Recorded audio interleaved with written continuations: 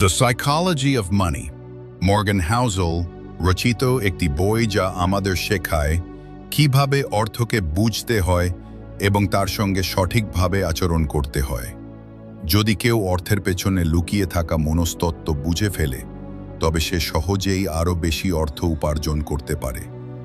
অর্থ কোনো এক ব্যক্তির জন্য নয়, বরং তাদের জন্য যারা এর নিয়ম কানুন জানে।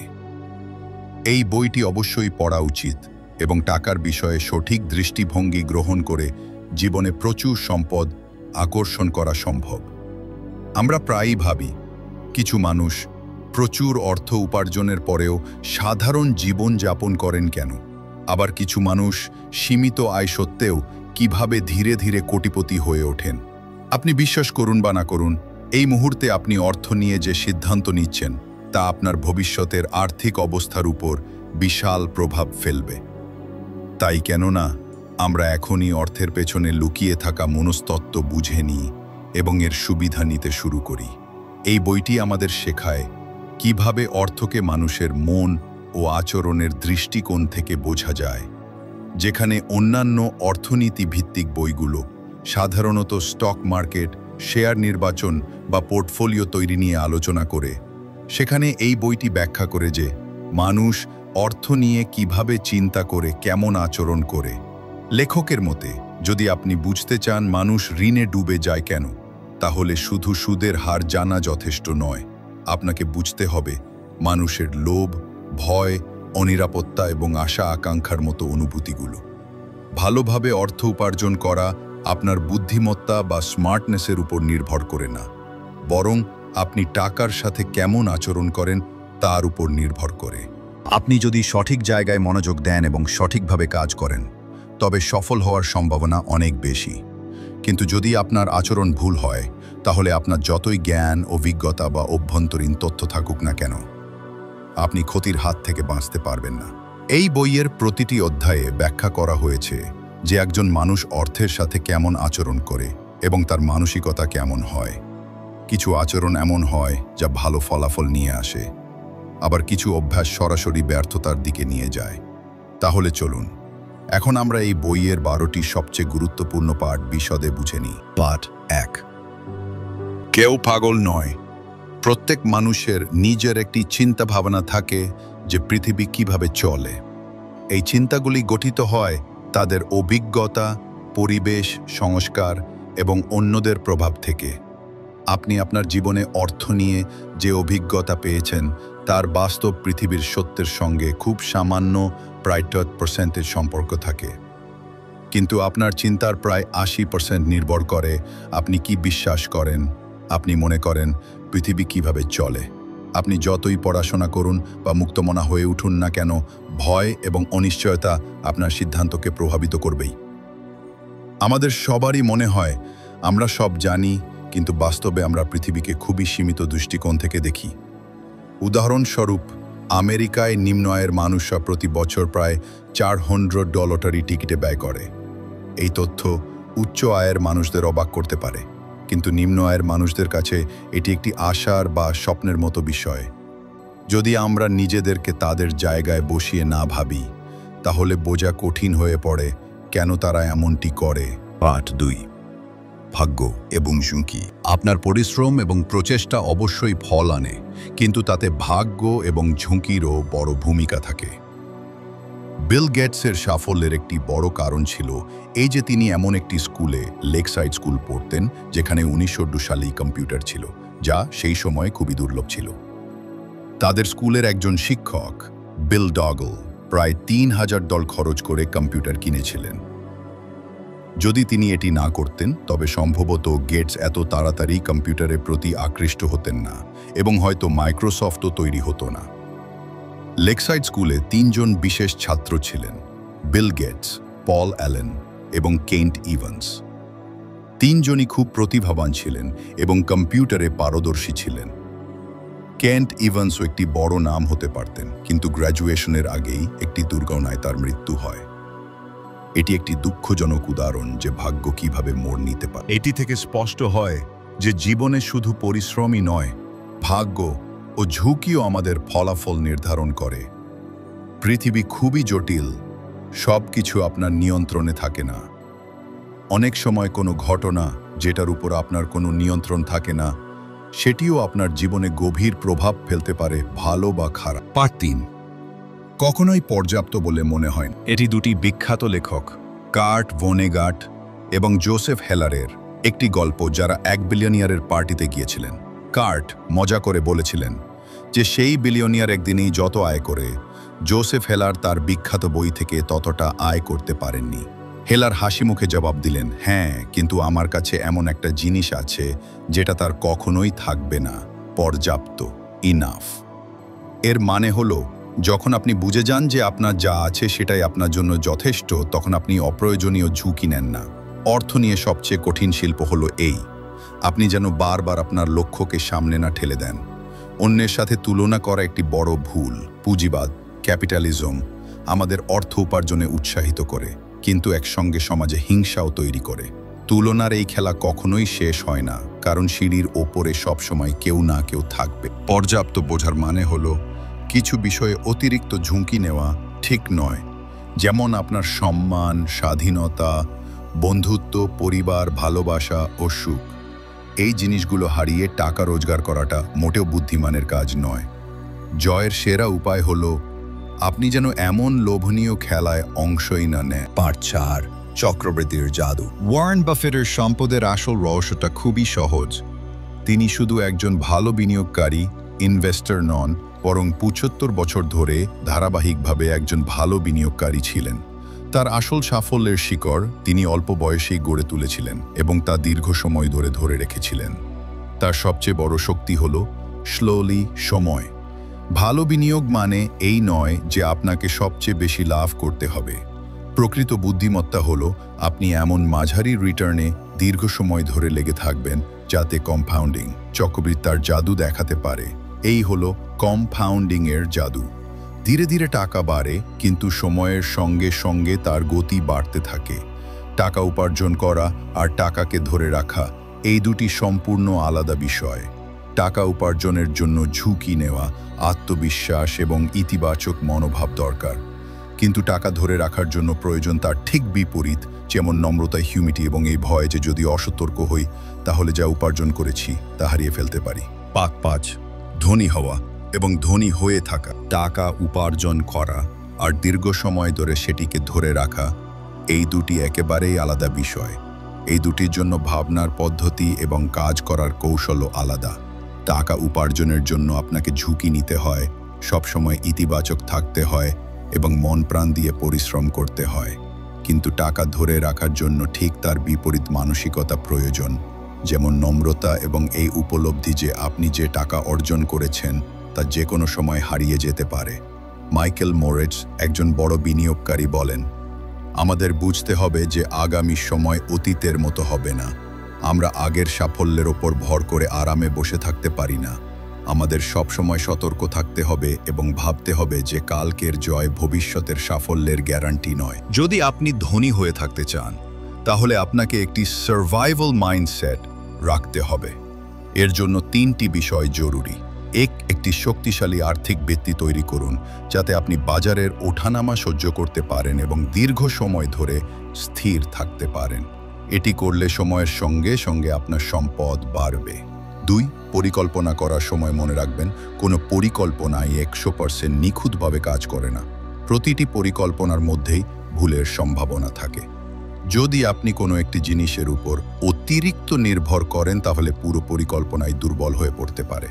3, ভবিষ্যৎ নিয়ে আশাবাদী থাকুন, কিন্তু পথে আসা বিপদ বা চ্যালেঞ্জের বিষয়েও সতর্ক থাকুন। Part 6, tails. আপনি জিতে গেছেন। এটি একটি আর্ট কালেক্টর হাইন্স বার্গগ্রেনের গল্প। তিনি বিশ্বের খ্যাতনামা শিল্পী যেমন পিকাসো, ব্র্যাক, ক্লি এবং মাতিসের চিত্রকর্মের একটি বিশাল সংগ্রহ তৈরি করেছিলেন। মানুষ তার শিল্প কেনার বুদ্ধিমত্তা দেখে অবাক হয়ে যেত, কিন্তু বাস্তবতা হলো তিনি অনেকগুলি চিত্রকর্ম কিনেছিলেন এবং তাদের মধ্যে কিছুই কেবল সত্যিই দামি ও অসাধারণ প্রমাণিত হয়েছিল। এর মানে তিনি অনেক সময় ভুলও করেছিলেন, কিন্তু যখন তিনি ঠিক ছিলেন তখন তিনি বিশাল লাভে ছিলেন। আসলে যে কোনো বড় সাফল্য, তা অর্থ হোক, খ্যাতি হোক বা প্রভাব, তা প্রায়ই একটি টেল ইভেন্টের ফলাফল হয়। অর্থাৎ হাজার হাজার চেষ্টার মধ্যে একটি চেষ্টা অত্যন্ত সফল হয়। এখন একটি উদাহরণ নেওয়া যাক ভেঞ্চার ক্যাপিটালের।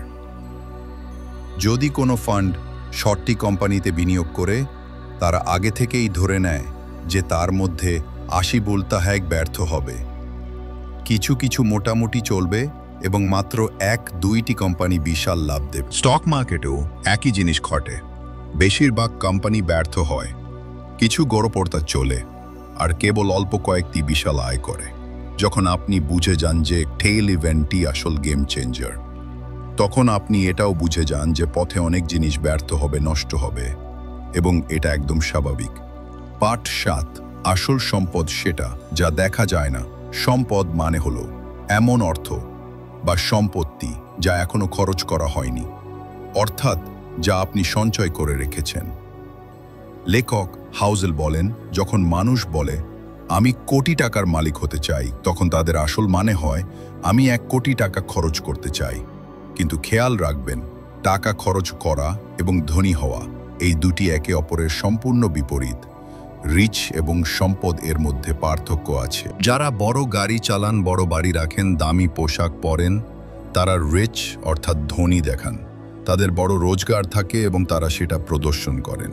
কিন্তু সম্পদ হলো সেটা যা লুকিয়ে থাকে, অর্থাৎ সেই টাকা যা আপনি খরচ করেননি, বরং সঞ্চয় করে রেখেছেন। আসল সম্পদের মানে হলো আপনার হাতে পছন্দের স্বাধীনতা থাকুক, আপনার কাছে নমনীয়তা থাকুক, আর আপনার সামনে এগোনোর ক্ষমতা থাকুক। সম্পদ মানে এটা না যে আপনি কি কিনেছেন, বরং সম্পদ মানে হলো আপনি সেটা কিনতে পারেন যখন দরকার হয়। পাঠ 8, টাকা সঞ্চয় করা। একটি নির্দিষ্ট আয় হওয়ার পরে মানুষ 3 ধরনের হয়। 1, কেউ কেউ তাদের উপার্জনের টাকা সঞ্চয় করে। 2, কেউ কেউ ভাবেই না যে টাকা সঞ্চয় করা উচিত, কনফিসকেটেড। 3, এবং কেউ কেউ মনে করে তাদের টাকা সঞ্চয় করার প্রয়োজনই নেই। টাকা সঞ্চয়ের অভ্যাস আপনার উপার্জন বা বিনিয়োগ থেকে পাওয়া মুনাফার থেকেও বেশি গুরুত্বপূর্ণ। অন্যরা আপনার সম্পর্কে কি ভাবছে তা নিয়ে চিন্তা করবেন না। নিজের সময়ের উপর নিয়ন্ত্রণ এবং নিজের হাতে বিকল্প থাকা, এটাই হলো আসল সম্পদ। পাঠ 9, বুদ্ধিমত্তা, যুক্তি এবং ভুলের সম্ভাবনার চেয়েও বড়। টাকার সাথে সম্পর্কিত সিদ্ধান্ত নেওয়ার সময় অতিরিক্ত ঠান্ডা মাথায় চিন্তা করার দরকার নেই। শুধু বুদ্ধিমানের মতো সিদ্ধান্ত নিন। পারফেক্ট হওয়া জরুরি নয়, বরং যুক্তিসঙ্গত এবং বাস্তববাদী হওয়া দীর্ঘমেয়াদে বেশি লাভজনক। সময়ের সাথে আয় করার সুযোগ বাড়ে। বিশেষজ্ঞ স্কট স্যাগন বলেছেন, যে জিনিসগুলো আগে কখনো ঘটেনি সেগুলোই বারবার ঘটে। এর মানে হলো অতীতের সাফল্য ভবিষ্যতের নিশ্চয়তা দেয় না। যেমন ব্ল্যাক জ্যাক বা পোকার খেলার সময় খেলোয়াড়েরা জানে তারা সম্ভাবনার সঙ্গে খেলছে, গ্যারান্টির সঙ্গে নয়। একইভাবে ফিনান্সিয়াল প্ল্যানিংয়েও আমাদের এমন পরিস্থিতির জন্য প্রস্তুত থাকতে হবে যা আমাদের পরিকল্পনার বিপরীতও যেতে পারে। এটিকে বলা যেতে পারে ভুলের জায়গা রেখে চলা, এবং এটি একটি নিরাপদ উপায় সেই জগতে বাঁচার যা সবসময় বদলাচ্ছে। কারণ অনেক সময় এমন বিপদ আসে যা আমরা কল্পনাও করতে পারি না। তাহলে কি করা উচিত? এমন পরিস্থিতি এড়িয়ে চলুন যেখানে একটি মাত্র ভুল সবকিছু নষ্ট করে দিতে পারে। যদি ভুল হয়েও যায়, তাহলে তার প্রভাব যেন যতটা সম্ভব কম হয়। সবচেয়ে বড় ঝুঁকি তখনই হয় যখন আপনি আপনার সমস্ত চাহিদার জন্য শুধুমাত্র একটি আয়ের উৎসের উপর নির্ভর করেন এবং আপনার কোনো সঞ্চয় থাকে না। তাই সবসময় একটা খারাপ সময়ের জন্য তহবিল তৈরি করে রাখুন। এমন অজানা সমস্যার জন্য টাকা জমিয়ে রাখুন যেগুলো আপনি এখন ভাবতেই পারছেন না। পাঠ 10, আপনি বদলে যাবেন। আমরা আমাদের ভবিষ্যৎ সম্পর্কে ঠিকঠাক ধারণা করতে পারি না। আজকে যা আমাদের দরকার বা যেটা আমরা চাই, ভবিষ্যতেও ঠিক সেই জিনিসই দরকার হবে এমনটা একেবারেই নিশ্চিত নয়। দীর্ঘমেয়াদে সঠিক সিদ্ধান্ত নেওয়া কঠিন, কারণ মানুষ সব সময় পরিবর্তিত হয়। আজ যেগুলো আপনার কাছে গুরুত্বপূর্ণ, 10 বছর পর সেগুলোর কোনো গুরুত্বই নাও থাকতে পারে। ডুবে যাওয়া খরচ সাঙ্ক কস্ট বলতে বোঝায় এমন ক্ষতি যা ইতিমধ্যেই হয়ে গেছে এবং যেটা আর ফেরত পাওয়া সম্ভব নয়। তবুও আমরা পুরনো ভুল সিদ্ধান্ত চালিয়ে যাই, এই ভেবে যে আমরা তাতে অনেক কিছু হারিয়েছি। উদাহরণস্বরূপ, আপনি যদি কোনো ব্যবসায় টাকা বিনিয়োগ করেন এবং সেই ব্যবসা পুরোপুরি ব্যর্থ হয়, তবুও আপনি তাতে আরও টাকা ঢালতে থাকেন, শুধু এই কারণে যে আপনি ইতিমধ্যেই অনেক কিছু হারিয়েছেন। এই ভাবনাটি বিপজ্জনক, কারণ এতে আপনি আরও বড় ক্ষতির মুখোমুখি হতে পারেন। আমাদের শিখতে হবে কখন থামতে হবে এবং কিভাবে ভবিষ্যৎকে অতীতের ভুল থেকে রক্ষা করতে হবে। পেছনের ক্ষতিকে ভুলে গিয়ে সামনের ক্ষতির হাত থেকে নিজেকে বাঁচানোই বুদ্ধিমানের কাজ। টাকার সাথে সম্পর্কিত সিদ্ধান্তে এটা বোঝা জরুরি, এর মূল্য কি এবং আপনি সেটা দিতে রাজি কিনা। ভালো বিনিয়োগও এক ধরনের মূল্য চায়, তবে এই মূল্য শুধু টাকায় হয় না, বরং ওঠানামা, ভয়, সন্দেহ, অনিশ্চয়তা এবং আফসোস এই ধরনের মানসিক চ্যালেঞ্জে হয়। এই জিনিসগুলোকে অবহেলা করা সহজ যতক্ষণ না আপনি বাস্তবে তাদের মুখোমুখি হন। খুব কম মানুষই ভাবে, যদি আমার 2% টাকা হারিয়ে যায় তবুও আমি ঠিক থাকব। যদি আপনি এই ওঠানামাগুলোকে এক ধরনের ফি বলে মেনে নিতে পারেন, তাহলে বিনিয়োগ অনেক সহজ হয়ে যায়। কারণ যখন আপনি দীর্ঘমেয়াদে বিনিয়োগ করেন, তখন আপনাকে অল্প সময়ের ধাক্কা ও পরিবর্তনের জন্য মানসিকভাবে প্রস্তুত থাকতে হবে। পাঠ 11, নেতিবাচক চিন্তার লোভ। নেতিবাচক চিন্তা শুধু সাধারণই নয়, অনেক সময় তা খুব বুদ্ধিমানের মতো মনে হয়। এটি আমাদের এমন অনুভব করায় যে আমরা খুব স্মার্ট, তাই আমরা ইতিবাচক চিন্তার তুলনায় নেতিবাচক চিন্তাকে আরও বেশি গুরুত্ব দিই। আপনি যদি কাউকে বলেন সব ঠিক হয়ে যাবে, তাহলে তারা হয়তো আপনার কথাকে হালকাভাবে নেবে বা বিভ্রান্ত দৃষ্টিতে তাকাবে। কিন্তু আপনি যদি বলেন বিপদ আছে, তাহলে সাথে সাথেই তারা পুরো মনোযোগ দিয়ে শুনবে। ড্যানিয়েল কাহনেমান বলেন, আমাদের মস্তিষ্কে ইতিবাচক এবং নেতিবাচক আশা ও অভিজ্ঞতার প্রভাব সমান হয় না। এর পেছনে আছে আমাদের উত্তর জীবনের ইতিহাস। প্রাণীরা সবসময় বিপদকে বেশি গুরুত্ব দেয়, কারণ এর মাধ্যমে তারা নিজেদের রক্ষা করতে পারে এবং পরবর্তী প্রজন্ম তৈরি করার সুযোগ পায়। 2000 সালে যখন তেলের দাম বেড়ে যায়, তখন কিছু নতুন উপায়ে তেল উত্তোলন সম্ভব হয়। মানে হলো, যখন প্রয়োজন হয় তখন নতুন আবিষ্কার হয়, আর মানুষ অত্যন্ত সৃজনশীল। যখন সমস্যা আসে তখন তারা নতুন সমাধান খুঁজে বের করে। যেখানে বিপদ থাকে সেখানেই সমাধানের সুযোগ থাকে। অর্থনীতির ইতিহাসও এটা দেখায়, কিন্তু নেতিবাচক চিন্তাধারার মানুষরা এসব উপেক্ষা করে। উন্নতি ধীরে ধীরে হয়, কিন্তু বিপর্যয় হঠাৎ করে আসে। চুক্তি এক রাতেই হতে পারে, কিন্তু অলৌকিক পরিবর্তন অনেক কষ্টসাধ্য। উন্নতি হয় এক একটা পদক্ষেপে, সময় নিয়ে, কিন্তু ধ্বংস হতে পারে একটা ভুলেই। আর বিশ্বাস ভাঙতে সময় লাগে মাত্র কয়েক সেকেন্ড। পাঠ 12, স্বীকারোক্তি, কনফেশন। এই পাঠে লেখক তার কিছু ব্যক্তিগত অভ্যাস ও অর্থ নিয়ে ভাবনার কথা শেয়ার করেন। তার মতে তার সমস্ত অর্থনৈতিক সিদ্ধান্তের একটি মাত্র লক্ষ্য আছে, স্বাধীনতা। তার আনন্দ এমন জিনিসে আছে যেগুলোতে খুব বেশি খরচ হয় না, যেমন ব্যায়াম করা, বই পড়া, পডকাস্ট শোনা আর নতুন কিছু শেখা। তার বাড়িটি কোনো ঋণ নিয়ে কেনা হয়নি। তার মতে এটা হয়তো অর্থনৈতিক দৃষ্টিকোণ থেকে ভুল সিদ্ধান্ত হতে পারে, তবুও তার জন্য এটি একটি ভালো আর্থিক সিদ্ধান্ত, কারণ এই তাকে মানসিক শান্তি দেয়। হাউসেল তার মোট টাকার প্রায় 20% নগদে ক্যাশ রেখে দেন, বাড়ির মূল্যের বাইরে। তিনি এটা করেন যাতে কোনো সংকটকালে তাকে শেয়ার বিক্রি করতে না হয় এবং একটি নিরাপত্তার জাল তৈরি থাকে। চার্লি ম্যাঙ্গার বলেছেন, কম্পাউন্ডিংয়ের প্রথম নিয়ম হলো একে মাঝপথে অকারণে থামিও না। এখন হাউসেল আর কোনো একক কোম্পানির শেয়ারে, ইন্ডিভিজুয়াল স্টকস বিনিয়োগ করেন না। তিনি তার সমস্ত টাকা লো কস্ট ইন্ডেক্স ফান্ডসে বিনিয়োগ করেন। হ্যাঁ, কিছু মানুষ শেয়ার বাজারে গড় পড়তার চেয়ে ভালো পারফর্ম করেন, কিন্তু এটা যতটা সহজ মনে হয় বাস্তবে ততটা নয়। প্রত্যেক বিনিয়োগকারের এমন কৌশল নেওয়া উচিত যাতে সাফল্যের সম্ভাবনা বেশি থাকে। বেশিরভাগ মানুষের জন্য দীর্ঘমেয়াদে কম খরচের ইন্ডেক্স ফান্ডে বিনিয়োগ করাই সবচেয়ে ভালো রিটার্ন দেয়। বন্ধুরা, আমি বিশ্বাস করি এই সারাংশ আপনাদের ভালো লেগেছে। এই বইয়ের ভাবনাগুলো যদি আপনি জীবনে কাজে লাগান, তাহলে আপনার চিন্তা, দৃষ্টিভঙ্গি আর জীবন তিনটাতেই দুর্দান্ত পরিবর্তন আসতে পারে। এরকম আরও অনুপ্রেরণামূলক বইয়ের গল্প ও জ্ঞান পেতে আমাদের চ্যানেল জ্ঞান বাংলাকে সাবস্ক্রাইব করতে ভুলবেন না। আপনার একটি সাবস্ক্রিপশন আমাদের নতুন উদ্যম দেয়, আর আমরা আপনাদের জন্য আরও ভালো কন্টেন্ট নিয়ে আসতে পারি। ধন্যবাদ।